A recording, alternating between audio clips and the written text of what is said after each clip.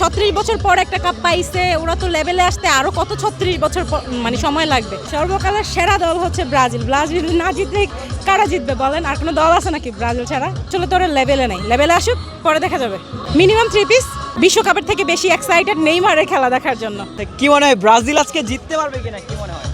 অবশ্যই সর্বকালের সেরা দল হচ্ছে ব্রাজিল। ব্রাজিল না জিতলে কারা জিতবে বলেন? আর কোনো দল আছে নাকি ব্রাজিল ছাড়া?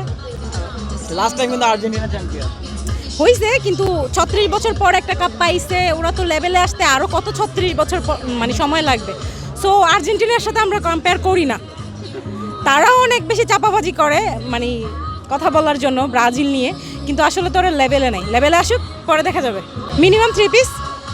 নেইমারের পক্ষ থেকে। হ্যাঁ, বাকিরা তো আছি। মানে ব্রাজিল টিমের এইটাই সুন্দর যে প্রত্যেকটা দল হচ্ছে মানে প্রত্যেকটা প্লেয়ার হচ্ছে নেইমার। প্রত্যেকটা প্লেয়ার হবে। তো এতদিন পর নেইমার ফিরতেছে, তাকে দেখার জন্য কতটুকু এক্সাইটেড?